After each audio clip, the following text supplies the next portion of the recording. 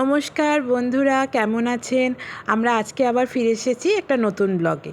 আজকে রথযাত্রা, তো সকাল থেকে স্কুল কামাই করে ময়দা মাখা প্রস্তুতি দেখছেন চলছে। তো ময়দা মাখার কারণ হচ্ছে উনি আজকে নাকি ভোগ বানাবেন। তা আমি মাখছিলাম, এসে 3বার টিপে চেষ্টা করেছে ভোগ বানাবার। চলুন দেখা যাক সে ভোগ টোগ বানিয়ে কেমন পুজো শুরু করেছে। আমি আধুবিকা আবার চলে এসেছি একটা অ্যাক্টিভিটি উইথ গোলুতে। আজকে আমরা শুরু করছি রথযাত্রা দিয়ে। এখানে জগন্নাথ দেব এখন খাচ্ছেন।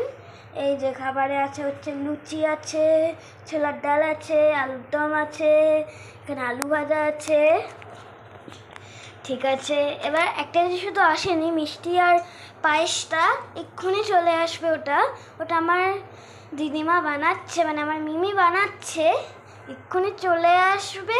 ততক্ষণ আমরা ওয়েট করব, ঠিক আছে? মানে মিষ্টিটা তো কেনা হবে, শুধু পায়েসটা মিমি বানাচ্ছে, এক্ষুনি চলে আসবে। তার সঙ্গে একটা মালাও আসবে।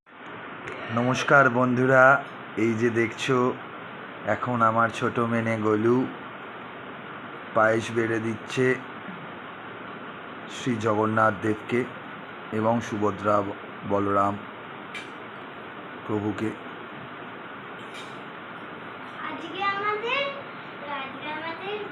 রথযাত্রা পূর্ণিমা উপলক্ষে ঠাকুরকে ভোগ আমরা দিয়েছি।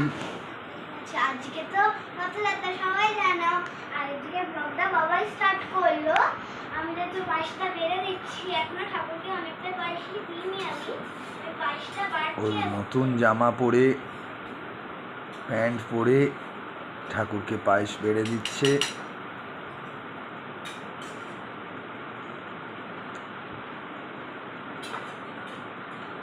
টাইম লেগে যাচ্ছে, তুমি ঢাকা আনতে ভুলে গেছি, চামচ দিয়ে বাড়ছি তো। ও হাতা আনতেনি, যার জন্য চামচ দিয়ে দিচ্ছে বলে সময় লাগছে। ঠিক আছে, বেশি তো পুরোটা দেওয়ার দরকার নেই। ঠাকুরের প্রসাদ সবসময় অল্প অল্প করেই দিতে হয়। এতটা আমি ঠাকুরকে দিলাম, এই সাইডটায় রেখে দিলাম। ও ওখানে দিল ঠাকুরকে। ও নিজে যেটা দিয়ে দুধ কর্নফ্লেক্স খায়, যে বোলটা দিয়ে, সেটাকে ভালোভাবে ধুয়ে পরিষ্কার করে, ওরও ইচ্ছা ঠাকুরও ওটাতেই নাকি দুধ বা পায়েস খায়, তাই সেটাই দিচ্ছে। আমি তো নিজের জন্য বেড়ে দিচ্ছি, তার সঙ্গে এবার সবাই আগে পায়েস খাবে ঠাকুরের। এবার নিজের জন্য বাড়ছে। ঠাকুরকে কতটা দিল তার নেই ঠিক, ও নিজেই খাওয়ার জন্য তোলা। অনেকটা দিয়েছি ঠাকুরকে। আশা করি আপনাদের এই আমাদের ছোট্ট প্রয়াস খুব ভালো লাগবে।